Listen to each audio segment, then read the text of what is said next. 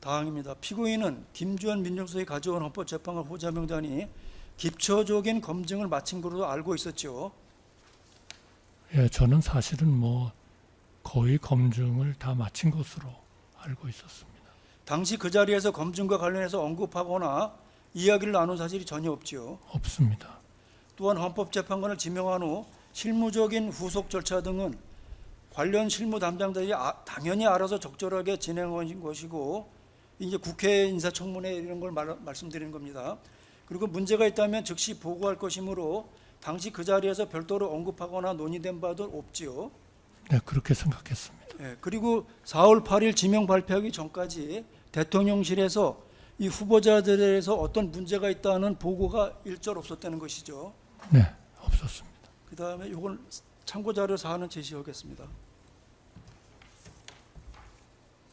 헌법재판소 연도별 접수 현황표를 제시하고, 이거 헌법재판소 연도별 접수 현황을 보시면 아시겠지만, 그 피고인의 여야 간 대립이 극심하였던 2024년 동안 헌법재판소에 접수된 권한쟁의 심판은 9건, 탄핵 심판은 9건, 총 18건에 달하고, 이는 1980년에 헌법재판소가 처음 설치 운영된 이래 가장 많은 숫자였다는데 이걸 알고 계시죠? 정확히 제가 숫자로서 알고 있었지는 않았지만 헌법재판소가 상당한 그 업무 로드가 걸려 있다는 건 알았습니다. 예, 23은 생략하겠습니다. 24항 물어보겠습니다. 이와 같이 이제 그 탄핵 심판이라든지 이런 권한쟁의 사건 같은 것은 행정부 등의 중요 의사결정에 일정 기간 공백이 발생하고, 이에 대한 헌법재판소의 심판이 지연될 경우 국가와 국민의 상당한 피해가 예상되는 거 보이는데 그렇지 않습니까? 네, 그렇게 생각합니다. 피고인이 2025년 4월 8일 국회 몫으로 마은혁 재판관을 임명하더라도 그때로부터 열흘 후에 문영배 이미선 헌법재판 임기가 만료되므로 피고인은 그동안 공석이었던 대법관 1명과 헌법재판 1명을 임명함과 동시에 임기 만료 예정인 헌법재판 2명도 일거에 임명하여 향후 헌법재판소의 결혼 사태가 반복되는 것을 막고자 대통령 권한대행원에서 그와 같은 결정을 내리게 된 것이죠. 네, 그런 생각을 가지고 있었습니다. 더구나 헌법재판관을 지명하는 경우 그 후 국회 인사청문회 등 후속 절차가 남아있어 최종 임명까지는 상당한 시일이 소요되므로 임기 만료로 인한 결혼 사태를 막아 헌법재판소가 완전한 체제를 갖추고 정상적으로 업무를 수행하도록 하기 위해서 2025년 4월 8일 헌법재판관 지명 결정을 하게 된 것이죠. 네, 그리고 주신문 아까 83항과 관련해 가지고 하나만 추가해서 물어보도록 하겠습니다. 그 주신문 83항에서는 4월 7일 오전 8시에 이 권한대행의 국무총 행보안에 4월 7일 해가지고 9시에 총리실 간부의 비공개라고 이렇게 되어 있는 걸 되어 있다고 그래가지고 이 시간에 그 피고인과 김주현 민정수석이 헌법재판관 지명하기 위한 논의를 한 시간이 이 시간이라고 하는데, 아까 반대신문에서 물어본 것과 마찬가지로 매주 월요일에는 정례 총리실의 간부회의가 열리는 것이죠. 네, 그렇습니다. 그렇기 때문에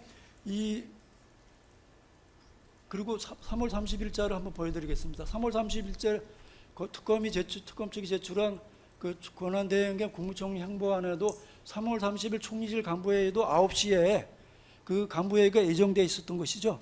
네, 그렇습니다. 이와 같이 매주 월요일 날 그 총리실 간부회의가 비공개라고 특별히 했는지 왜 그랬는지 모르지만 9시에 개최된 총리실 간부회의와 이 김주현 민정수석과 그 헌법재판관 지명을 논의한 거는 다른 거로 볼 수 있지 않습니까? 네, 그렇지 않을까 싶습니다. 만약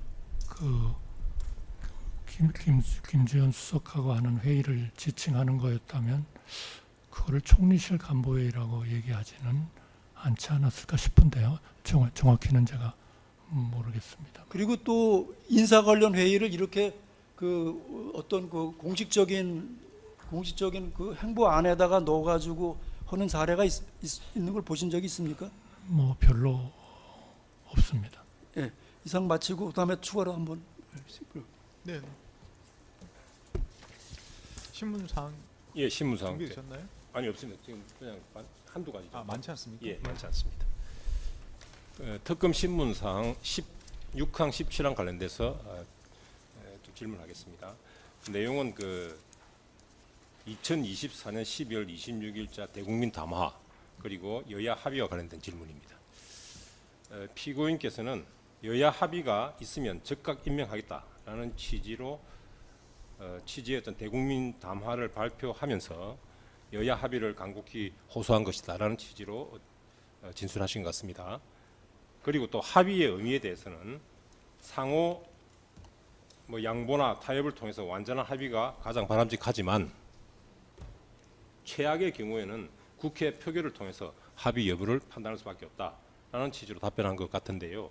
이때 국회 표결의 의미입니다. 국회 표결은 찬반을 떠나서 최소한 여야가 표결 절차에 참여한 상태에서 표결이 이루어진다면 최소한의 합의가 있는 것이다. 이렇게 볼 수 있다라는 취지로 답변하신 걸로 보면 되겠습니까?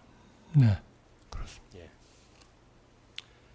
그런데 그때 그 당시에는 여야가 또 여야 관계나 또는 뭐 국회 상황을 볼 때에 아직 뭐 합의에 이르지는 못했다라고 판단하고 그래서 국회 본회의 표결 절차를 앞두고 이런 대국민 담화를 간곡한 심정으로 발표를 한 것이죠. 네, 그렇습니다.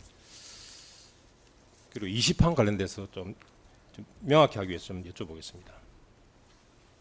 20항 질문이 이렇습니다. 피고인이 국회가 선출한 헌법재판관을 임명하지 아니한 것은 12월 4일 당정대 회의 이후 형성된 윤석열 탄핵 반대 당론에 따른 것이죠. 이렇게 질문했는데 이에 대해서 피고인께서는 모른다라고 답변하셨습니다. 이것을 좀 쪼개 보겠습니다. 모른다는 의미는 12월 4일 당정대 회의 이후 형성된 뭐 윤석열 탄핵 반대 당론 이런 게 있었다는 사실을 모른다는 뜻이죠. 네, 그리고 이 당론에 따라서 예를 들면 이 당론이 있었다 치면 이 당론에 따라서 예를 들면 그 헌법재판관을 임명하지 않은 것은 아니다. 뭐 이런 취지겠죠. 네. 예, 이상입니다. 네, 특검에서 뭐 추가로 물어보시겠습니까?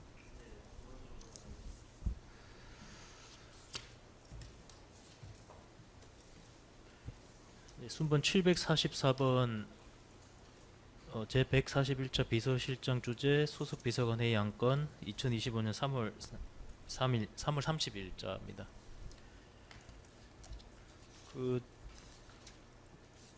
피고인께서 업무가 바쁘셔가지고 탄핵 심판 기각 이후에 직무 복귀하신 이후에 업무가 바빠서 이제 마은혁 헌법재판관 임명 못했다라는 취지로 말씀하시는데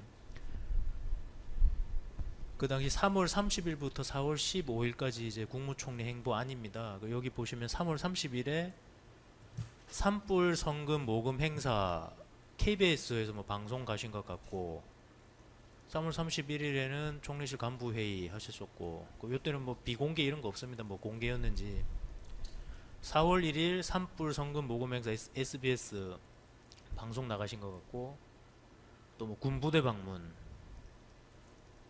4월 2일 청년정책조정위원회 회의 4월 3일 77주년 4.3 희생자 추념식 제주에서 제주도도 다녀오신 것 같고 뭐 이런 상황입니다. 바쁘셔가지고 임명 재간 결재를 못 하셨다는 게 맞습니까? 거기에 있는 하나하나의 행사 자체가 다 그런 그 위기 극복하고 연관이 저는 있는 것들이 많다. 그렇게 생각이 듭니다. 그리고 반대신문상 18항 관련입니다. 아까 오전에 제가 피고인께 여쭤볼 때 김주현 민정수석 진술 말씀드렸잖아요. 김주현 민정수석은 4월 6일 일요일에 연락 와서 총리실로 들어오라고 했고 피고인이 들어오라고 했고 그때 내가 민정수석이다 보니 헌법재판관 지명 문제구나라고 생각했다 추측했다라는 취지로 말씀하신 거 제가 말씀드렸잖아요.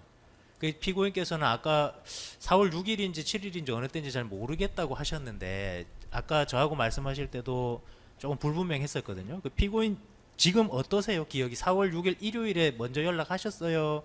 아니면 4월 7일 그냥 오전에 오라 하셨어요? 그 김주현 민정수석 진술이 사실입니까? 아닙니까? 저는 좀 분명치는 않습니다. 그런데 4월 7일 쪽에 제가 연락을 하지 않았을까 이렇게 생각은 합니다. 당일에 하셨을 것 같아요. 네. 4월 6일 일요일 아닌 것 같다라는 말씀이세요? 네, 그런데 정확치 않습니다. 그다음에 마지막입니다.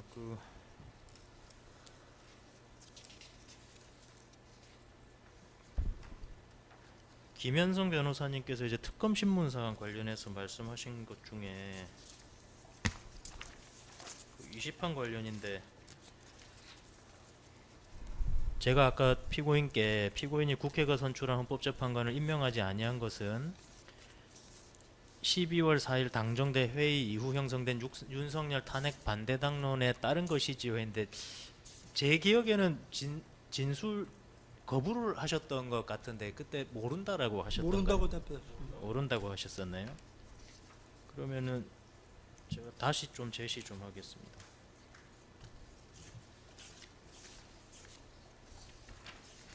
잠시만 기다려 주십시오.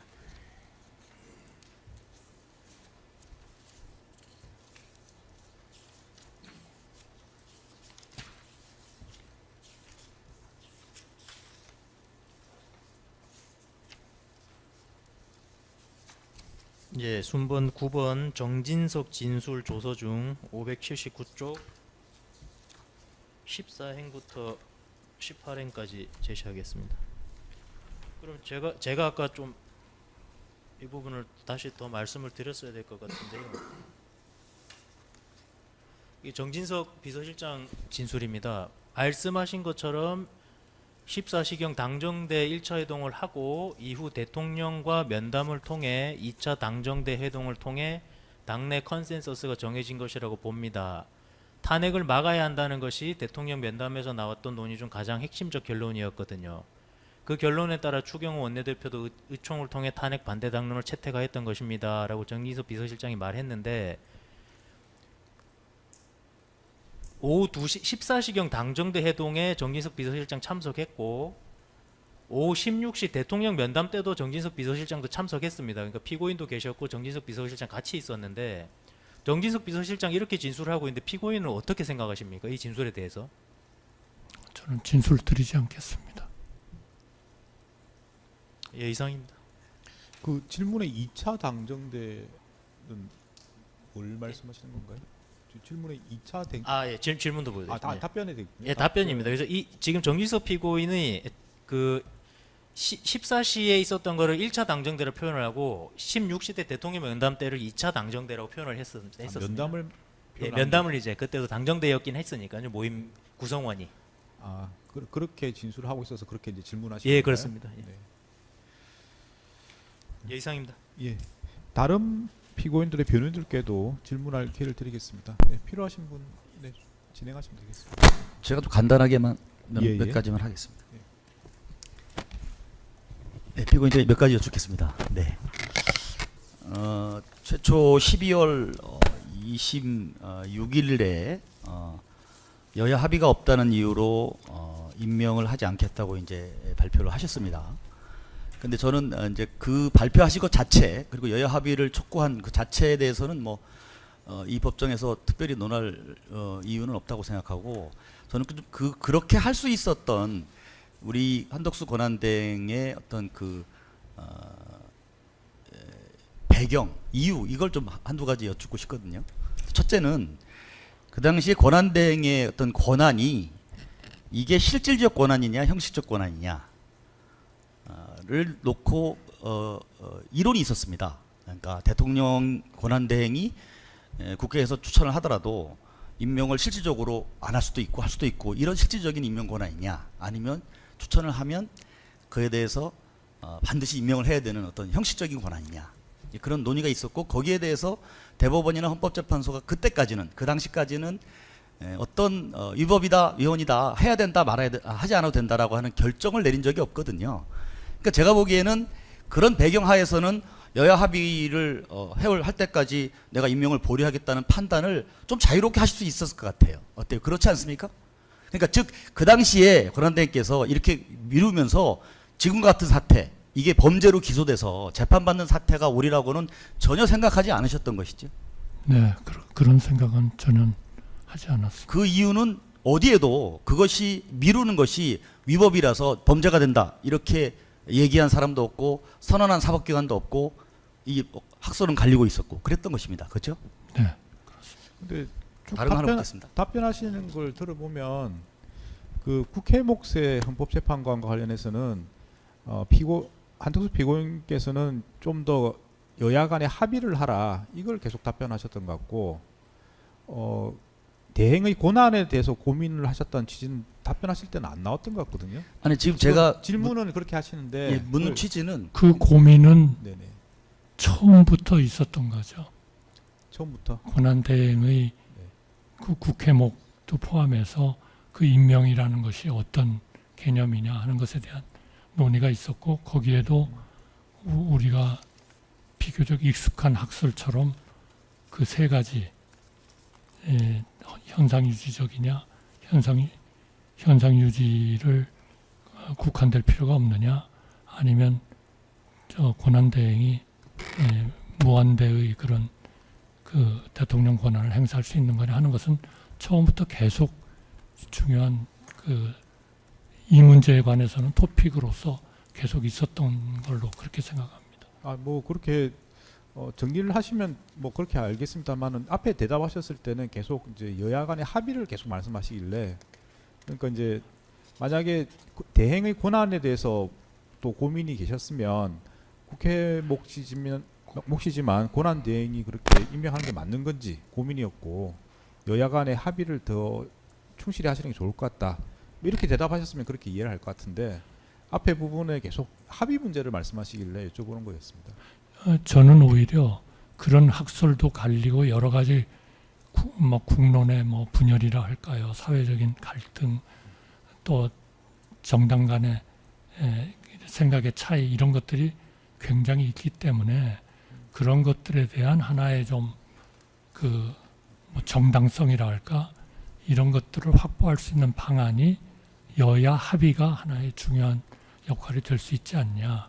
과거에도 그런 문제에 있어서 정치권에서 합의를 통해서 그런 하나의 그 정당성을 확보하고 하는 게 있었기 때문에 그거를 좀 호소하자 그런 생각이었다는 말씀을 드리겠습니다. 뭐 주장인지는 알겠습니다. 네, 계속 물어보시죠. 예, 그 취지를 다시 한번 좀 정리를 하면 지금 재판장님께서 말씀하셨기 때문에 우리 권한대행께서 그 여야 합의나 이런 것들을 촉구하고 그렇게 기간을 연장하면서 임명을 미룰 수 있었던 심리적 배경에는 뭐 이렇게 하더라도 이게 위법이 되거나 내가 권한대행으로서 헌법을 위반하거나 이런다는 걱정이 없었기 때문에 네, 그렇습니다. 그 조금 전에 말씀하신 다른 고려, 즉 국론의 분열이라든지 국회의 어떻게 보면 올바른 방향이라든지 다수당의 어떤 뭐 폭거 이런 부분에 대한 어떤 걱정이라든지 하는 권한대행으로서의 정치적인 판단이 복합적으로 작용할 수 있는 룸이 있었다는 얘기예요. 그렇죠? 그렇기 네. 때문에 미룰 수 있었다. 저는 이렇게 보는데 그렇게 생각하시는 거죠? 네, 그렇습니다. 실제로 그런 것이죠. 네, 그런 걱정은 없었습니다. 근데 지금 4월 8일은 입장이 바뀝니다. 왜 바뀌냐면 두 가지 변화가 생겼습니다. 하나는 헌법재판소에서 우리 한덕수 권한대행의 어떤 탄핵 소추에 대해서 기각을 하면서 임명할 책임이 있다. 그게 무슨 해도 되고 안 해도 되고 이런 게 아니고 임명해야 된다고 하는, 임명하지 않은 위법이라고 하는 판단을 했거든요. 그렇다면 12월 26일하고 또 달라진 겁니다. 그렇기 때문에 기본적으로 이 3월 25일 그 탄핵에서 소추에서 돌아오고 다시 권한대행이 되신 이후에는 저는 임명해야 되겠다라는 생각을 하셨을 것으로 보여요. 그렇지 않습니까? 그것이 지금 방금 말씀하신 그 전의 이유, 예. 어떤 범죄성 이런 것들이 문제가 될 수 있다. 그렇게까지 생각은 그렇게까지는 아니지만 안 했던 것 그렇더라도 같습니다. 왜냐하면 그 헌법재판소에서 위법이라고 선언을 했지만 그렇더라도 탄핵을 인용하지는 않았거든요. 네. 그러니까 이것은 역시 정치적인 룸이 작용하는 것이고 그렇다면 내가 12월 26일보다는 3월 25일 날 돌아오셨을 때 임명하여야 된다고 하는 부담이 높아졌다, 강해졌다. 저는 그렇게 됐을 거라고 생각합니다. 그렇지 않습니까? 뭐 그런 부담이 전부 다는 아니었지만 예. 그런 부분도 조금은 있었을 것 같고요. 또 하나는 4월 4일 날 대통령 윤석열 대통령이 탄핵으로 파면이 됩니다. 그죠? 그러면 어떻게 보면 복귀의 여지가 있는 실제 대통령이 있는 상황에서 권한대행을 하는 것과 그런 예외가 없어진 상황에서 다음 대통령 선거가 한 2달 뒤로 있는 그 2달의 공백 동안은 온전히 대한민국의 대통령의 권한을 행사하시는 거거든요. 제한 없이.